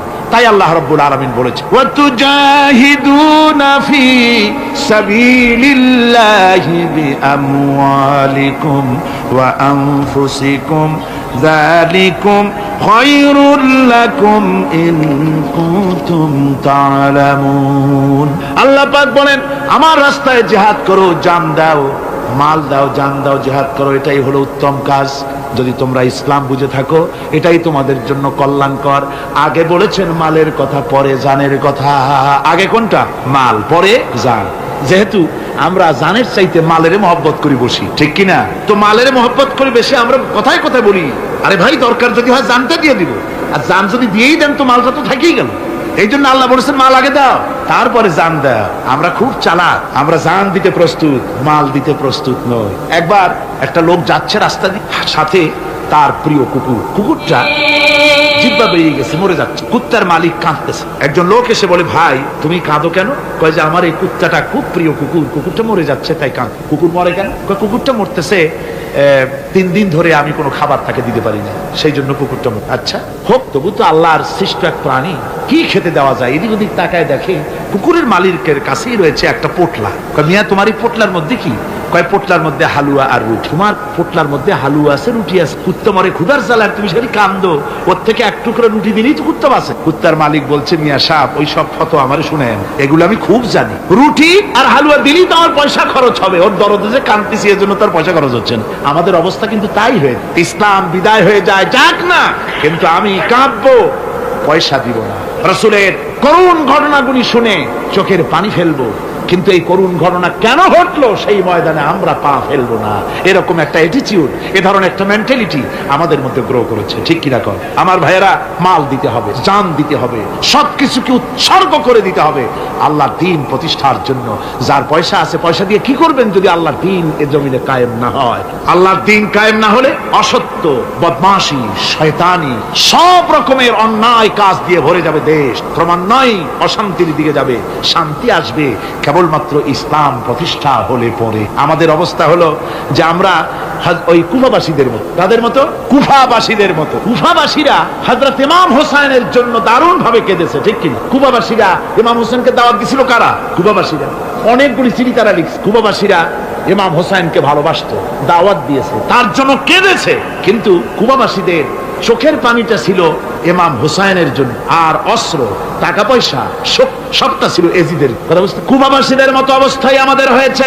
কুফাবাসীদের হযরত ইমাম হুসাইনের জন্য তারা শুধু চোখের পানি ফেলেছে, আর টাকা পয়সা অস্ত্রপাতি যা ছিল সব ছিল তাদের এজিদের জন্য। আমাদের অবস্থাও তাই, আমরা ইসলামের জন্য শুধু চোখের পানি ফেলি, আর যখন ভোট দেই তখন ইসলাম যারা চায় না তাদেরকেই ভোট দেই, ঠিক কিনা? আমাদের টাকা আমাদের পয়সা, আমাদের ইলেকশন, আমাদের হরতাল, আমাদের ধর্মঘট সব কিছু হচ্ছে ইসলাম যায় না, যারা চায় না তাদের জন্য। আর ইসলামের যখন কথা বলি, ইসলামের কথা শুনলে শুধু চোখের পানিটাই ছাড়ি, মোহব্বত চোখের পানি দিয়া শেষ করে দিই, আর কিছুই। আমি একবার এইখানে এই শহরে অনেক বছর আগে একটা জানাজায় শরীক, কোন মাঠে আমার এখন তার জানাজার পরে যিনি জানাজা পড়ালেন তিনি বললেন, ওই লাশকে সামনে রেখে বললেন, কেন আসিল? তখন আমি নতুন নতুন চিটাগাং আসছি, আমি ভাষা ভালো করে বুঝিও না। একজন বললো কেন আসিল, সবাই কইলো গম আছে। তাই বললাম যে গম আসিল, এই মরা মানুষের সাথে গম, আমি আটা গম সে তাই মনে করেছি যে এটার কি সম্পর্ক। আমি ইমাম সাহেবকে জিজ্ঞেস করলাম যে আপনি বললেন কি, আর জনগণই বা বলল? যে আমি জিজ্ঞেস করলাম যে লোকটা কেমন ছিল, তো সবাই বললো ভালো ছিল। তাই বললাম তো ফায়দা কি? ফায়দা এই যে সবাই বললো ভালো, আল্লাহ তারে মাফ করে দিয়া ভালো বলে বেহেশতে পাঠায় দেবে। বলে আশ্চর্য কথা, আল্লাহ কি এইরকম নাকি যে একটা সুদখোর ঘুষখোর জেনাকার এ লোক ভালো না খারাপ আমি তা বলতে চাই না, কিন্তু একটা লোক সে কন্ট্রাক্টারি করতে গিয়ে রাস্তাঘাট, স্কুল কলেজের রড সিমেন্ট জনমের মতো খাইছে। কথা বুঝতে পেরেছে? সরকারি গিয়ে ক্ষমতায় গিয়ে গভর্নমেন্টের টাকা পয়সা জনমের মতো শেষ করে ফেলেছে। এই লোকটি সুদখোর ঘুষখোর জেনাকার মরে গেছে, আর আসে আপনি কইলেন যে কেন আসিল, সকল লোক গম আসিল, আর আল্লাহ বেহেশত দিয়ে দেবে। তাহলে আল্লাহ হাকামুল হাকিমিন হইলেন কি করে? এটা কি বিচার হইল নাকি? কি করে সম্ভব? আমার বন্ধুগণ, আমরা যখন মরে যাই, মরার পরে আমাদেরকে কবরের মধ্যে রাখা হয়, কবরের ভিতরে রেখে আমাদেরকে বলা হয়, যারা কবরে রাখে তারা বলে, মৃত্যু ব্যক্তিকে কবরে রাখার সময় বলে, বিসমিল্লাহি আলা মিল্লাতি রাসূলিল্লাহ, আল্লাহর নামে রসুলের দলে উঠাই দিয়ে গেল। আল্লাহর নামে কার দলে উঠাইলো? রসুলের দলে। চিন্তা করেন ভাইরা, আল্লাহর নামে রসুলের দলে উঠাইলেন কারে? তার যৌবন কালে যত মিছিল করেছে, ধর্ম নিরপেক্ষতাবাদের পক্ষে মিছিল করেছে, পুঁজিবাদের পক্ষে মিছিল করেছে, সমাজতন্ত্রের পক্ষে মিছিল করেছে, স্লোগান দিয়েছে, দেওয়ালে লিখেছে, বক্তৃতা করেছে, ভোট দিয়েছে, বই লিখেছে, জীবনে যা কিছু করেছে সব করেছে মানুষের তৈরি করা মতবাদের জন্য। তার ভোট ইসলামের কাজে লাগে নাই, তার ইলেকশন ইসলামের কাজে লাগে নাই, তার দেওয়ালের লেখা ইসলামের কাজে লাগে নাই, তার বক্তৃতা, তার টাকা পয়সা ইসলামের কাজে লাগলো না। মরে গেছে, পরে মরা মানুষটারে উঠাইয়া বললা রাসূলুল্লাহর দলে উঠাইয়া দিলাম। এখন বলো রাসূলুল্লাহ কেন তোমার মতো মরা লাশটাকে তিনি গ্রহণ করতে যাবে? তোমার জীবনের কোনো কাজই তো ইসলামের জন্য কাজে লাগলো না। তোমার জীবনের একটা দিনও তো ইসলামের কাজে লাগে নাই। মরছো, তারপরে তোমার মরা লাশ রাসূলুল্লাহ বহন করতে যাবেন কেন? কি দায় টাকা পড়েছে তা? সুতরাং আমি বলতে চাই, আজকের মাহফিলে যত জনতা উপস্থিত হয়েছেন, জান এবং মাল সব কিছু দিয়ে লড়াই করতে হবে আল্লাহর রাস্তায়। আমার ভোট, আমার ইলেকশন, আমার স্লোগান, আমার বক্তৃতা, আমার টাকা করি খরচ সব কিছু হবে আল্লাহর জন্য। কুল ইন্না সালাতি ওয়া নুসুকি ওয়া মাহইয়ায়া ওয়া মামাতি লিল্লাহি রাব্বিল আলামিন। সবাই পড়েন, ইন্না সালাতি ওয়া নুসুকি ওয়া মাহইয়ায়া ওয়া মামাতি লিল্লাহি রাব্বিল আলামিন। আল্লাহ পাক বলেছেন, বলো আমার নামাজ, আমার হায়াত, আমার কোরবানি, আমার মওত সব আল্লাহর জন্য। কার জন্য? আল্লাহর। সুতরাং জিহাদ হলো আমাদের জন্য অপরিহার্য। সেই কথাটি এতক্ষণ ধরে বুঝালাম। বিশ্ব মানবতার মুক্তি, নারীর মুক্তি, শ্রমিকদের মুক্তি, মানুষের মুক্তি, গরিবের মুক্তি, শ্রমিকের মুক্তি, বিশ্ব মানবতা, নির্যাতিত মানবতার মুক্তি আসতে পারে কেবলমাত্র জিহাদের মাধ্যমে। আল্লাহর দ্বীন প্রতিষ্ঠা করে মানুষের মুখে হাসি ফুটানো যেতে পারে। আর কোন পথ আছে? আর কোন পথ আছে? আর কোন পথ নাই। আল্লাহ যেন এই রাস্তায়, এই জিহাদের রাস্তায়, দ্বীন প্রতিষ্ঠার রাস্তায় আমাদেরকে সক্রিয়ভাবে অংশগ্রহণের তৌফিক দেন। সবাই বলুন আমিন। সবাই বলুন আমিন। এবার আমি বলবো মা বোনদের ব্যাপারে। মা বোনেরা বিগত 4 দিন এ মাহফিলে এসেছেন। তারা হচ্ছেন আমাদের অর্ধেক। তারা আমাদের কি? এই পৃথিবীর অর্ধেক জনশক্তি নারী। এই নারীর অধিকার ইসলাম কি দিয়েছে তা নারীরা অনেকেই জানেন না। না জানার কারণে নারী পক্ষ, নারী সমাজ, নারী স্বাধীনতা বিপ্লব পরিষদ নানান রকমের কমিটি গঠন করে তারা মডার্ন হতে চান, নানান রকমের অধিকার আদায়ের চেষ্টা করেন। কিন্তু আমি বিশ্বাস করি, আমার মা বোনেরা যদি জানতেন ইসলাম তাদেরকে কি অধিকার দিয়েছে, তাহলে রীতিমতো ইসলামকে পাওয়ার জন্য, ইসলাম যে অধিকার দিয়েছে সেই অধিকার লাভ করার জন্য তারা রীতিমতো বিপ্লব করতেন। কি করতেন? বিপ্লব। আল্লাহ রাব্বুল আলামিনের কাছে নারী আর পুরুষ বলে আলাদা কিছু নাই। মানুষ হিসাবে আল্লাহর কাছে নারী আর পুরুষ সমান। আল্লাহর কাছে কোন লোক যদি তাহাজ্জুদের নামাজ পড়ে কোন পুরুষ, সে যা সওয়াব পাবে নারী তাহাজ্জুদ পড়লে সেই সওয়াব পাবে না, এমনটি নয়। পুরুষ হজ করে যে সওয়াব পাবে, নামাজ পড়ে যে সওয়াব পাবে, নারীও তা পাবে। জোরে বলেন সুবহানাল্লাহ। আল্লাহর কাছে নারী এবং পুরুষ কি মানুষ হিসেবে তারা উভয় সমান। কিন্তু এই নারীদের জীবনের তিনটি স্তর। কটি স্তর? তিনটি স্তর। একটা হচ্ছে কন্যা, বধূ, মাতা। নারীর জীবনের এই তিনটি স্তর, ভালো করে শুনুন। কন্যা, বধূ, মাতা। এখন কন্যা হিসাবে নারীর মর্যাদা, বধূ হিসাবে নারীর মর্যাদা, মা হিসাবে নারীর মর্যাদা। নারীকে ইসলাম কি দিল সেটা শুনুন। আল্লাহর নবী বলেছেন, কোন ব্যক্তির যদি তিনটা কন্যা সন্তান হয়, আর ওই তিনটা কন্যা সন্তানকে যদি সে আদব শিক্ষা দিতে পারে, ইসলামী তরবিয়াত দিতে পারে, আর যদি স্নেহ দিয়ে লালন পালন করতে পারে, তাহলে ওই কন্যার পিতা আর আমি মুহাম্মদ সাল্লাল্লাহু আলাইহি ওয়াসাল্লাম বেহেশতের ভিতরে পাশাপাশি অবস্থান করব। সুবহানাল্লাহ পড়ে এ কথা কিন্তু রাসূলুল্লাহ কোথাও বলেন নাই যে কারো যদি তিনটা ছেলে হয় তো আমার সাথে আর সে বেহেশতে একসাথে থাকবে না, তা বলা হয় নাই। বলা হয়েছে কন্যার ব্যাপারে। কার ব্যাপারে বলা হলো? ভালো করে শুনুন। রাসূলুল্লাহ বলছেন, কোন ঘরে যখন একটি সন্তান, একটি কন্যা সন্তান জন্মগ্রহণ করে, তখন একজন ফেরেশতা সেই ঘরে ঢোকে, একজন রহমতের ফেরেশতা আসে। ওই রহমতের ফেরেশতা ঘরের মধ্যে ঢুকে বলে, আসসালামু আলাইকুম ইয়া আহলাল বাইত, হে ঘরের মালিকের আল্লাহর রহমত তোমাদের উপরে বর্ষিত হোক। এই কথা বলে ওই ফেরেশতা ঘরের মধ্যে গিয়ে কন্যার মাথার উপরে হাত বুলায় আর বলতে থাকে, এই কন্যা সন্তানটি একটা দুর্বল শরীর থেকে বেরিয়ে এসেছে, এও একটা দুর্বল দেহ, একে যে লালন পালন করবে, দয়া দিবে, স্নেহ দিবে, আল্লাহ রাব্বুল আলামিনের সাহায্য কিয়ামত পর্যন্ত তার সাথে থাকবে। অথচ আমাদের দেশে দেখা যায় মেয়ে হলে অনেকের মুখ কালো হয়ে যায়। বন্ধুরা জিজ্ঞাসা করে, মিয়া শুনছিলাম তোমার বোন নাকি বাচ্চা হবে, তা অনেক মাস হয়ে গেল, কোনো খবর টবর তো পাইলাম না। কয় যে ভাই, আশা করছিলাম যা তা হয় নাই, সেই জন্য টেলিফোনও করি নাই। কি হয়েছে? বলে একটা মেয়ে হয়ে। আছে না এরকম কপাল পোড়া? আছে কিনা কন?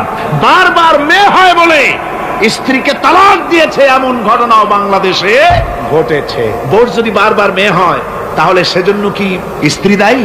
যদি মানুষের জন্য দায়ী হয় মেয়ে বারবার হওয়ার জন্য, তাহলে তুমি স্বামী, তুমি তুলসী দুধের দোয়া তুলসী পাতা হলে কি করে? তুমিও তো দায়ী তার জন্য। আসলে স্বামী স্ত্রী মেয়ে হওয়ার জন্য, ছেলে হওয়ার জন্য কেউ দায়ী। এ কোরআনে কারিমে রব্বুল আলামিন বলেছেন, আমি যাকে খুশি শুধু ছেলে দেই, যাকে খুশি শুধু মেয়ে দেই, যাকে খুশি তাকে ছেলেও দেই, মেয়েও দেই, আবার যাকে খুশি আমি কিছুই দেই না। আমার কুদরত। সুতরাং এতে মন কালা করার। নবীজি বলেছেন, কন্যার পিতাদেরকে গালি দিও না। অনেকে টিটকারি করে, বারবার মেয়ে হয় ছেলে একটাও হয় না, সেই জন্য টিটকারি বটকারি করে। আল্লাহ নবী বলেছেন, মেয়ের পিতাকে গালি দিও না, ঠাট্টা করো না, যেহেতু আমি মুহাম্মদ রাসূলুল্লাহ সাল্লাল্লাহু আলাইহি ওয়াসাল্লাম, আমি মেয়েদের পিতা, আমি নিজে মেয়েদের পিতা। খবরদার মেয়েদের পিতাকে গালি দিও না। রাসূলুল্লাহ বলেছেন, আকাশের নিচে জমিনের উপরে খাদিজার মতো মহিলা আর নাই। সেই হযরতে খাদিজা রাসূলের 4টি মেয়ে পেটে ধারণ করেছিলেন। সুবহানাল্লাহ। মেয়ের প্রতি রাসূলুল্লাহ যথেষ্ট মহব্বত করতেন, মেয়েকে খুব ভালোবাসতেন হুজুর সাল্লাল্লাহু আলাইহি ওয়াসাল্লাম। হুজুরের কলিজার টুকরা ছিলেন মা ফাতিমা রাদিয়াল্লাহু তাআলা আনহা। হুজুর যখন কোথাও যেতেন, সকলের শেষে দেখা করতেন ফাতেমার সঙ্গে, আর বিদেশ থেকে সফর করে এসে সকলের আগে দেখা করতেন ফাতেমার সঙ্গে। সুবহানাল্লাহ। রাসূলুল্লাহ আরো বলেছেন, তোমরা যখন বাজারে যাবে বা ব্যবসা করতে যাবে বা বিদেশে যাবে, আসার সময় যে সব হাদিয়া নিয়ে আসো। আমরা যখন বাইরে যাই, বাজারে যাই, কিছু হাদিয়া আনি না? জামা কাপড়, চকলেট ইত্যাদি আমরা আনি। রাসূলুল্লাহ বলেছেন, হাদিয়াগুলি তোমরা যারা বিদেশে যাও, বাজারে যাও, হাদিয়া আনবে, আর এনে ঘরের মধ্যে ঢুকে তা শুরু করবে মেয়েকে দিয়ে। প্রথমে দেবে মেয়েকে। সুবহানাল্লাহ। মেয়ের মর্যাদা ইসলামে সব চাইতে বেশি। কোন যুগে?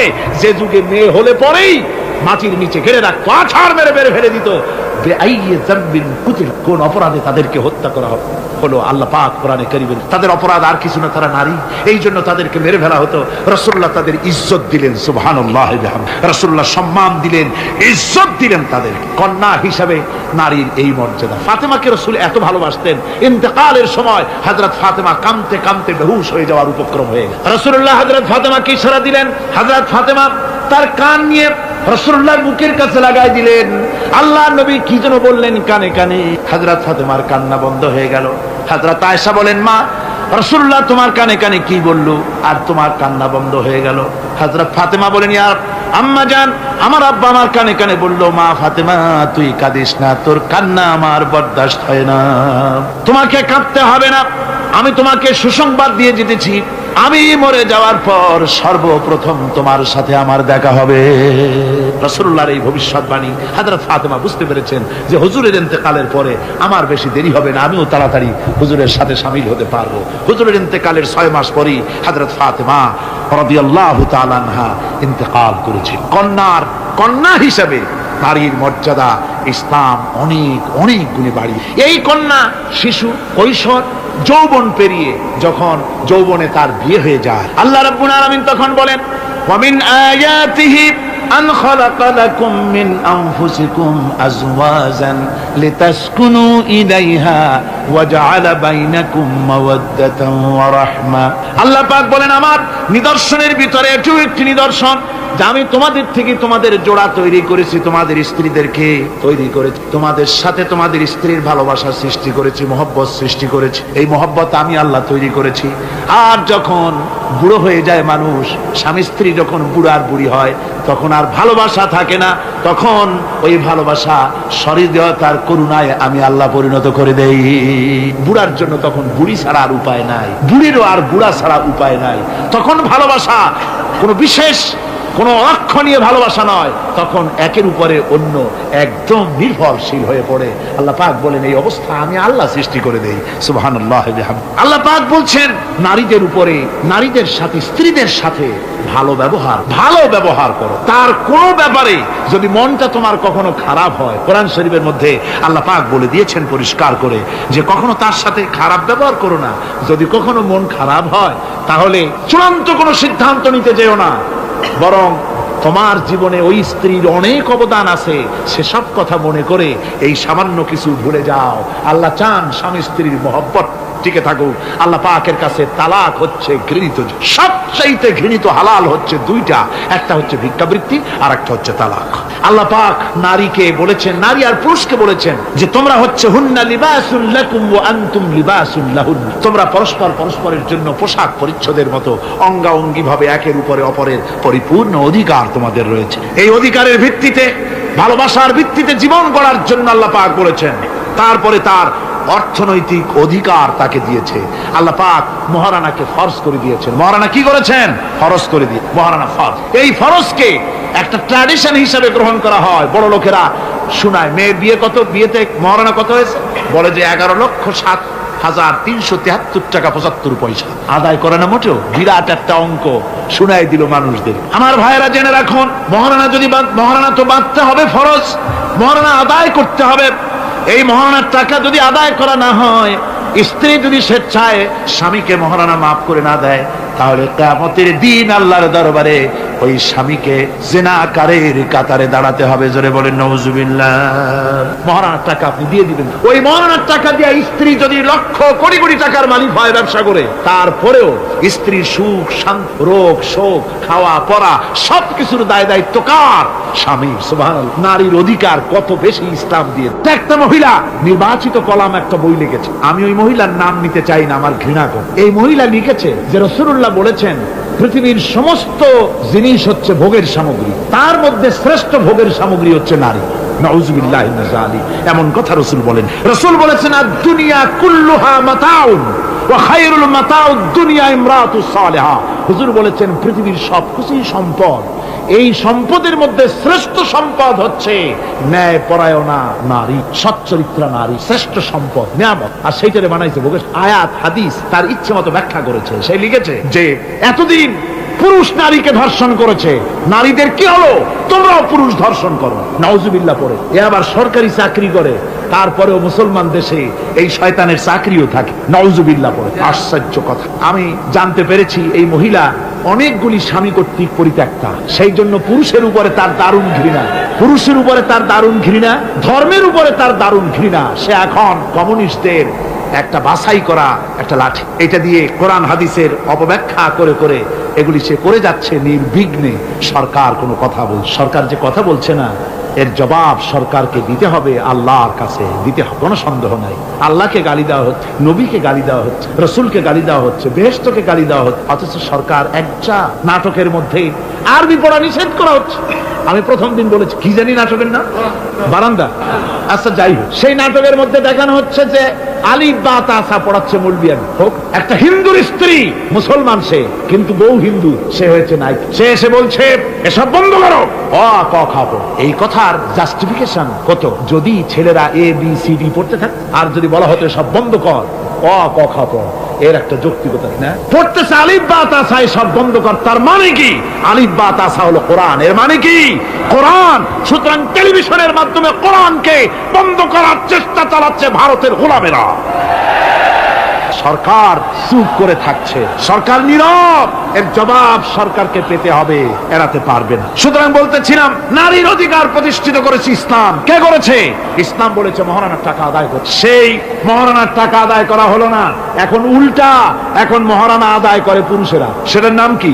যৌতুক। কন্যা পক্ষের কাছের থেকে যৌতুক নামে কৌতুক করে। ছেলে যখন ম্যাট্রিক পাস করে তখন ছেলের পিতা এতটুকুন হাক, যখন বিএ পাস করে এত টাকা, যখন এমএ পাস করে ছেলের বাবা তখন হাঙ্গরের মতো এতটা হাক। যত টাকা খরচ হয়েছে মেয়ের বাপের কাছ থেকে কড়ায় গন্ডায় উসুল করে নেবে। তারপরে ছেলে আর মেয়ের বিবাহ ঘটায় দেয়, মাঝখানে ওরা কি করে? ঘটক। এই ঘটক ঘটকালি। অমুকের ছেলে ইঞ্জিনিয়ার, খুব ভালো ছেলে, দারুণ ভালো, বলে কত ভালো, থানায় খুব রিপোর্ট আছে, তাই দেখো খুব ভালো ছেলে। তা কি লাগবে? কালার টেলিভিশন লাগবে 10টা, তারপরে পাজেরো জিপ লাগবে, 14 লক্ষ টাকা ক্যাশ লাগবে, আবুধাবিতে চাকরি লাগবে, ওয়াশিংটন ডিসিতে বাড়ি করে দেওয়া লাগবে। মানে মেয়ে জন্ম দিয়ে মেয়ের বাপ এমন পাপ করছে যে এটা চালাতে গিয়া ছেলের বাপেরে তার 14 গোষ্ঠীর স্বাদ মিটাই দিতে হবে। এমন ছোট লোক, এমনই ছোট লোক কন্যার পিতার কাছ থেকে চাইয়ে চাইয়ে আদায় করে নেয়। এর চাইতে ভিক্ষুক, এর চাইতে খয়রাতি, এর চাইতে ছোট লোক আর কেউ হতে লজ্জা করা উচিত, শরম করা উচিত, মনে করা উচিত ওই লোক তো তার কলিজার টুকরাটাই আমাকে দিয়ে দিচ্ছে। 16 বছর 20 বছর লালন পালন করে কলিজার টুকরা মেয়েটাই তো আমাকে দিয়ে দিচ্ছে, আবার টেলিভিশন চাই কেন? ঘটক যা কন্ট্রাক্ট করলো যদি তার থেকে কিছু কম হয়, বিয়া ভাঙ্গে যায়, তাহলে বোঝা গেল কি মেয়ে বিয়ে করলো না টেলিভিশন বিয়ে করলো? তাহলে মেয়েটে বাদ দিয়ে টেলিভিশন কিনে তাই নিয়ে ঘুমাও। নাউজুবিল্লাহি মিন যালিক। কপাল পোড়া মুসলমান। মুসলমান, যৌতুক মুসলমানদের জন্য দাবি করে আদায় করে নেওয়া জায়েজ নাই।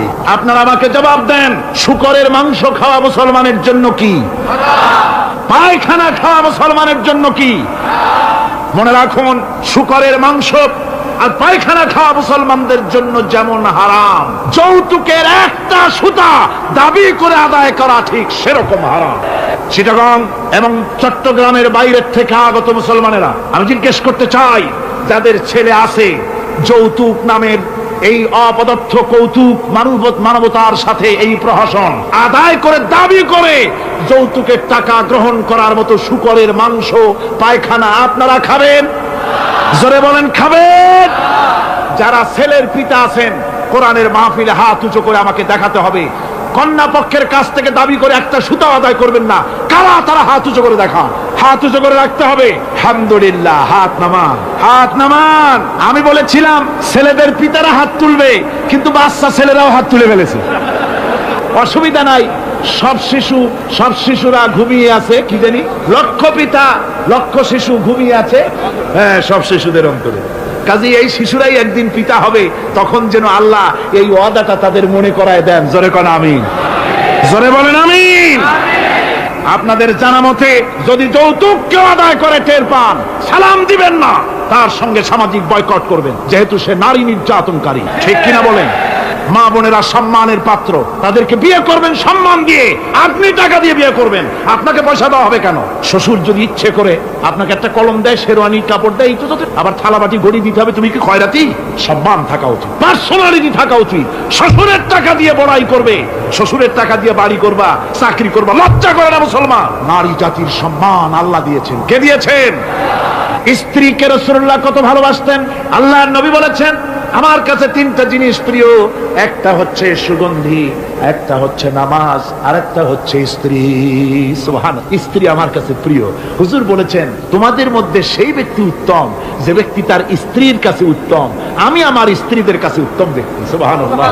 রাসূলুল্লাহ স্ত্রীকে কত ভালোবাসতেন। বিশ্ব নবী রাজনৈতিক কর্মকাণ্ড চালাচ্ছেন, যুদ্ধের দামামা বাজতেছে, চতুর্দিকে কত অশান্তি, সবকিছু চলছে, স্ত্রীর হক আদায় করতে ভুলে যান।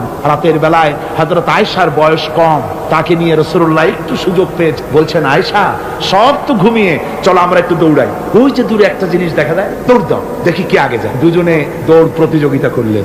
দৌড় প্রতিযোগিতায় হযরত আয়েশা ফার্স্ট হলেন, হুজুর পিছনে পড়ে। হযরত আয়েশা খুব আনন্দ করলেন যে আপনি কিন্তু আমার সাথে দৌড়ে পারলেন। পরবর্তী কিছু কাল যাওয়ার পর হযরত আয়েশা বলেন, হুজুর আজকে আবার বললেন যে চলো আয়েশা একটু দৌড়াই। হযরত আয়েশা বলছেন যে সেদিনের তুলনায় আমার শরীর একটু, আমি মুটিয়ে গেছি, শরীরটি স্থূল হয়েছে, আমি আজকে দৌড়ালাম কিন্তু পারলাম না, রাসূল আগে চলে গেলেন।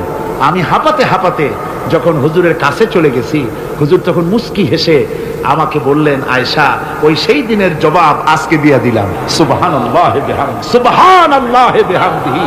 বিশ্ব নবী কত বড় আদর্শ বিশ্ব মানবতার জন্য। তিনি বলেছেন, আরাফাতের ময়দানে রাসূলুল্লাহ বলেছেন, তোমরা যেমন পড়বে তোমার স্ত্রীদেরকে তেমন পড়াবে, তোমরা যেমন খাবে তোমার স্ত্রীদেরকে তেমন খাওয়াবে, স্ট্যান্ডার্ড মেনটেন করবে। তুমি ভালো দামের কাপড় পরবে, স্ত্রীকে খারাপ দিবে তা নয়। অধিকার দুজনেরই সমান, স্বামী এবং স্ত্রী সমান অধিকার। কিন্তু আমরা তা বুঝতে পারি না, বুঝতে চাই না। আমরা অনেকে মনে করেছি বিয়ে যখন করছি তখন আমি তো নওয়াবজাদা নসরুল্লাহ খান আর বউ তো কেনা দাসী। না, সে কিন্তু দাসী, তার মর্যাদা আছে, তার সম্মান আছে, তার সম্মান আপনাকে দিতে হবে। রাসূলুল্লাহ দিয়েছেন, আপনাকেও দিতে। রান্না বান্না হতে দেরি হয়, কত গালাগালি শুনতে হয় নারীকে। আল্লাহর নবীর স্ত্রী হযরত আয়েশা বলেছেন, আল্লাহর নবী কাজ করে, মানুষের সঙ্গে কথা বলে, রাষ্ট্রীয় দায়িত্ব পালন করে, ঘরের ভিতরে এসে যখন দেখেছেন রান্না হতে দেরি আছে, রাসূলুল্লাহ বিরক্ত হন নাই, ভুরু কুঞ্চিত করেন নাই, চোখ মোটা করেন নাই, আমাকে কোনো কথা শোনার নাই, বরং আমার কাছে বসে রান্নায় আমাকে সহযোগিতা করেছে। সুবহানাল্লাহ। এই হলো আল্লাহর রাসূল, এই হলো বিশ্ব নবী। স্ত্রীর সঙ্গে কি মহব্বত! সুবহানাল্লাহ। হুজুর মহব্বত করতেন স্ত্রীদেরকে। রাসূলুল্লাহর ঘরে দৌলত ছিল না, কিন্তু মহব্বত দিয়ে ভরা ছিল ঘরটা। হুজুরের ঘরে ফ্রিজ নাই, ডিস এসি নাই, হুজুরের ঘরে কার্পেট নাই, হুজুরের ঘরের মধ্যে জাজির নাই, তোশক নাই, বড় বড় কম্বল নাই, আরামের কোন জিনিস নাই, মডার্ন ইকুইপমেন্টস কিচ্ছু নাই, দৌলত কিন্তু মহব্বত দিয়ে ঘরটা ভরা। হযরত আয়েশা বলেছেন, আমি পানি পান করে, যখন আমি পানি পান করে গ্লাস রেখে দিতাম, আল্লাহর নবী তখন গ্লাসের সেই জায়গায় ঠোঁট লাগাতেন যেখানে আমি ঠোঁট লাগায়া পানি পান করেছি। আমি গোশত চিবোতাম, রাসূলুল্লাহ আমার হাত থেকে গোশত টুকরা নিয়া সেই জায়গায় চিবোতেন যেখানে আমি চিবোয়েছি। সুবহানাল্লাহ। আমার ভাইরা, রাসূল তার স্ত্রীদেরকে মহব্বত করতেন, স্ত্রীরাও রাসূলকে মহব্বত করতেন দারুণ ভাবে। একবার হযরত আয়েশা সিদ্দিকা রাদিয়াল্লাহু তাআলা আনহা হুজুরকে গোসল করাতে ছিলেন, মাথার উপরে পানি ঢালতেছেন, হুজুর একটা চোখের উপরে বা একটা তক্তার উপরে বসা আছে। গোসলের পানির ভিতরে রাসূলুল্লাহ দেখতে পেলেন রক্তের মতো কি যেন প্রবাহিত হয়ে যাচ্ছে। হুজুর জিজ্ঞেস করেন, আয়েশা রে, পানির ভিতরে রক্তের মতো কি দেখা যায়? হযরত আয়েশা বলেন, আপনি যখন বসেছিলেন অসতর্ক মুহূর্তে তক্তার নিচে আমার একটা আঙ্গুল পড়েছিল, পায়ে আঙ্গুলটা ফেটে বোধহয় রক্ত বেরোতেছে। রাসূলুল্লাহ তাড়াতাড়ি করে উঠলেন আর ওই আঙ্গুলকে ব্যান্ডেজ করে দিলেন। রাসূলুল্লাহ বললেন, আয়েশা রে, আঙ্গুল ফেটে গেছে, একটু আহাহু পর্যন্ত করলে না, এতক্ষণ তুমি কষ্ট করলে কেন? হযরত আয়েশা বলেন, ইয়া রাসূলুল্লাহ, ওটা তো একটা পায়ের আঙ্গুল। আয়েশার কলিজাটা ফেটে যদি রক্ত বেরোতো, রাসূলুল্লাহকে উঠতে বলতে আমি পারতাম না। কি মহব্বত রাসূলের সাথে! হযরত আয়েশা বলেন, হুজুর সাল্লাল্লাহু আলাইহি ওয়াসাল্লাম স্ত্রীদেরকে এত ভালোবাসতেন, আমাদের ঘরে গোশত টোস্ত তেমন রান্না বান্না খুব কম হতো। গোশত রান্না হবে মাসের পর মাস চলে গেছে, রাসূলের বাড়িতে হুজুর স্ত্রীরা বলেছেন, আমাদের ঘরে চুলে আগুন জ্বলে নাই, একটু শুকনা রুটি, একটু শুকনা খেজুর আর একটু পানি খেয়ে আমাদের জীবন এরকমের অবস্থা হয়। তারপরে এই অবস্থা চলেছে, এর মধ্যে যদি কখনো একটু গোশত আসছে, হুজুর যখন ছাগল টাগল ইত্যাদি ছাগল দুম্বা জবাও করেছে, এই দুম্বার গোশত নিয়ে, ছাগলের গোশত নিয়ে রাসূলুল্লাহ নিজে বেরোতেন।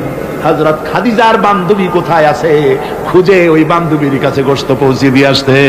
হযরত আয়েশা বলেন, একদিন আমার ঘুম ভেঙে গেল, দেখি হুজুর আমার কাছে নাই। গেলেন, খুঁজতে খুঁজতে যায় দেখি মসজিদে নববীর ভিতরে হুজুর হাত তুলে বসে আছেন, মোনাজাত করতেছেন। আমি পেছনে গিয়ে হাত, আমি শুনতে পাচ্ছি নবীজি দোয়া করছেন, রব্বুল আলামিন কিয়ামতের ময়দানে যেদিন সন্তান তার পিতাকে ভুলে যাবে, মা তার সন্তানকে হারায় ফেলবে, ওই কঠিন হাসরের ময়দানে আমি যেন আমার খাদিজাকে হারাইয়া না যাই।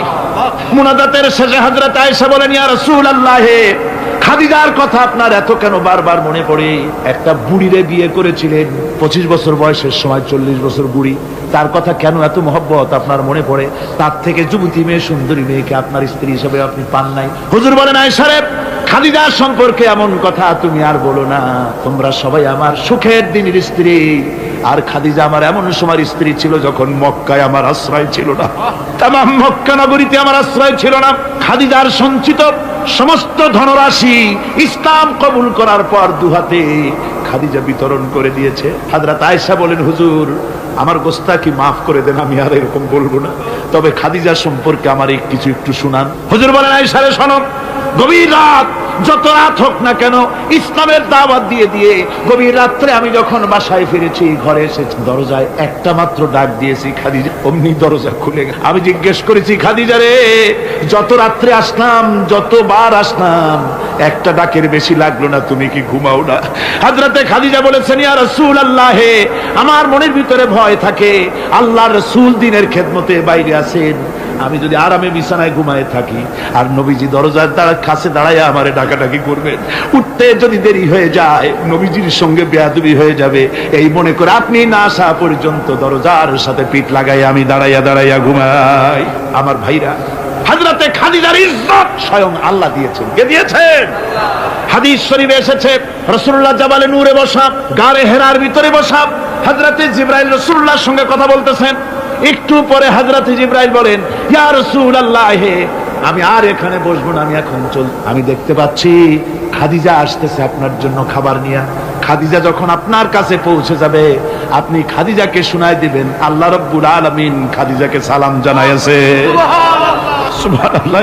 রাসূলুল্লাহর কাছে হযরতে খাদিজা যখন আসলেন, হুজুর বললেন, খাদিজা, আজকে তোমার জন্য দারুণ সুখবর। বলে কি? বলে আল্লাহ পাক, জিবরাইল কেবল উঠে গেল আমার কাছ থেকে, জিবরাইল বলে গেল আল্লাহ তোমাকে সালাম বলেছে। হযরত খাদিজা কেঁদে ফেললেন, বললেন, ইয়া রাসূলুল্লাহ, আমার নারী জন্ম সার্থক, আল্লাহ আমাকে সালাম বলেছে, এর জবাব কেমনে দিতে হয় হুজুর আমি তো জানি না, আপনি আমার পক্ষ থেকে আল্লাহর সালাম কিভাবে দেওয়া লাগে আপনি দিয়ে দিন, আমি তো বুঝি না কেমনে আল্লাহর সালামের জবাব। হুজুর বললেন, খাদিজা, শুধু আল্লাহ নয়, জিবরাইলও তোমাকে সালাম বলে গেছে। হযরতে খাদিজা বললেন, হযরত জিবরাইলকে আমার সালামের জবাবটা ওয়ালাইকুমুস সালাম বলে। হযরত খাদিজার এই মর্যাদা ছিল। আমার ভাইরা, রাসূল পাক সাল্লাল্লাহু আলাইহি ওয়াসাল্লাম এভাবে মহব্বত করেছেন স্ত্রীদেরকে। সুতরাং স্বামী স্ত্রীর মহব্বত আল্লাহর জান্নাতি নিয়ামত। কিসের নিয়ামত? যে ঘরের মধ্যে স্বামী স্ত্রীর মধ্যে মিল মহব্বত আছে, এটা বেহেশতের মতো, আর যেখানে মিল মহব্বত নাই, এটা জাহান্নামের মতো। ঠিক কি? সুতরাং মহব্বত করুন, বেশি বেশি স্যাক্রিফাইস করুন, বেশি বেশি স্যাক্রিফাইস। নারীদের ব্যাপারে বলা হয়েছে, পুরুষকে বলা হয়েছে অধিকার আদায় করো, সব ব্যাপারে সমান অধিকার, কিন্তু নারীকে একটা ব্যাপারে বলা হয়েছে, নারী শোনো, পুরুষের মর্যাদা তোমার চাইতে আল্লাহ রাব্বুল আলামিন বেশি দিয়েছেন। আর রিজালু কাওয়ামুনা আলান নিসা, নারীদের উপরে পুরুষের প্রাধান্য আল্লাহ পাক দান করেছেন। একজন সাহাবী বলেছিলেন, ইয়া রাসূলুল্লাহ, জঙ্গলি উট দেখলাম আপনার পায়ের উপরে সেজদায় পড়ে গেল, আপনি যদি আমাদেরকে অনুমতি দিতেন না, আপনাকে আমরা সেজদা করতাম। আল্লাহর নবী বললেন, মানুষ মানুষকে সেজদা করা, এ পারমিশন যদি আমি দিতাম, তাহলে দুনিয়ার সমস্ত স্ত্রীদেরকে বলতাম তারা যেন তাদের স্বামীকে সেজদা দেয়। স্বামীর মর্যাদা এখানে। সুতরাং অধিকার সমান, কোনো সন্দেহ নাই, কিন্তু স্বামীর একটা আলাদা মর্যাদা আছে, সেই সম্মানও তাকে দিতে হবে। এরপরে এই সমান অধিকারের ভিত্তিতে স্বামী স্ত্রী চলতে থাকে, মাঝখানে আল্লাহ পাক তাদেরকে সন্তান দান করেন। আল্লাহ তাদেরকে, নারীকে লেখাপড়ার অধিকার দিয়েছেন, ইসলাম তাকে লেখাপড়ার অধিকার দিয়েছে, শিক্ষার অধিকার দিয়েছে। হযরত আয়েশা সিদ্দিকা রাদিয়াল্লাহু তাআলা আনহা শিক্ষয়িত্রী ছিলেন, হাফেজা ছিলেন, হাদিসের হাফেজা ছিলেন, কোরআনের হাফেজা ছিলেন, হাজার হাজার সাহাবায়ে কিরামদের তিনি ওস্তাদ ছিলেন। সুবহানাল্লাহ। নারীদের ব্যাপারে অধিকাংশ মাসালা হযরত আয়েশা সিদ্দিকা রাদিয়াল্লাহু তাআলা আনহার অবদান। সুবহানাল্লাহ। নারী যুদ্ধ করেছে, যুদ্ধের ময়দানে নারীর অধিকার আছে, নারী চাকরি করতে পারবে, নারী ব্যবসা করতে পারবে, নারী লেখাপড়া করতে পারবে, নারী সেনাবাহিনীতে যেতে পারবে, নারী সব করতে পারবে, কিন্তু পর্দার কিসের মাধ্যমে? স্বামী এবং পুরুষ এবং নারী মাঝখানে একটা পর্দা থাকতে হবে। সে কথা একটু পরে বলবো। এবার এই বধূ কিছুদিন পর মা হয়ে গেল। কি হয়ে গেল? মা হয়ে গেল। মা যখন হয়ে গেল, মর্যাদা আরো এক ধাপ বেড়ে গেল। আল্লাহ রাব্বুল আলামিন মায়ের মর্যাদা বেশি করে দিলেন। আল্লাহ পাক কোরআনে কারীমের মধ্যে বলেন, ওয়াসাইনাল ইনসানা বিওয়ালিদাইহি ইহসানা হামালাতুহু উম্মুহু কুরহা ওয়া ওয়াদাতুহু কুরহা وحمله وفصاله 30 شهرا। আমি পৃথিবীর সমস্ত মানুষকে উপদেশ দিয়েছি তোমরা তোমাদের মায়ের প্রতি সম্মান করো, এহসান করো। তোমার মা তোমাকে গর্ভধারণ করেছে অত্যন্ত কষ্টের সাথে, আর ডেলিভারিও করেছে কষ্টের সাথে। খবরদার মায়ের সাথে বেয়াদবি করো না। কে বলেছেন?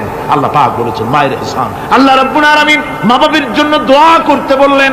আল্লাহ পাক বলেন মা বাবার সামনে যেন কখনো মাথায় ঝাঁকি দিয়া চোখটা মোটা করে মা বাবার সঙ্গে কথা বলো না। ওয়া কুল্লাহুমা কাওলান কারীমা। মা বাবার সঙ্গে যখন কথা বলবে সম্মান সূচক কথা বলবে। আর মা বাবার জন্য আমার কাছে দোয়া কর। কে শিখায়? আল্লাহ। কে শিখান? আল্লাহ বলছেন বান্দারে তোর মা বাবার জন্য আমার কাছে দোয়া করবি। রব্বিরহামহুমা কামা রাব্বায়ানি সগীরা। জোরে সোরে পড়েন রব্বিরহামহুমা কামা রাব্বায়ানি সগীরা। আয় আল্লাহ আমার মা বাপ যেমন আমাকে স্নেহ করে লালন পালন করেছে আমার ছোটবেলায়, তুমি আমার মা বাপকে তোমার রহমতের কোলে লালন পালন করো। কে শিখায়? আল্লাহ পাক শিখিয়ে দিচ্ছেন। আমার ভাইরা, ইয়ামেন থেকে একজন লোক এসেছে, হাদিস, ইয়ামেন থেকে একজন লোক এসেছে হুজুরের সামনে, তার বুড়িমা সাথে।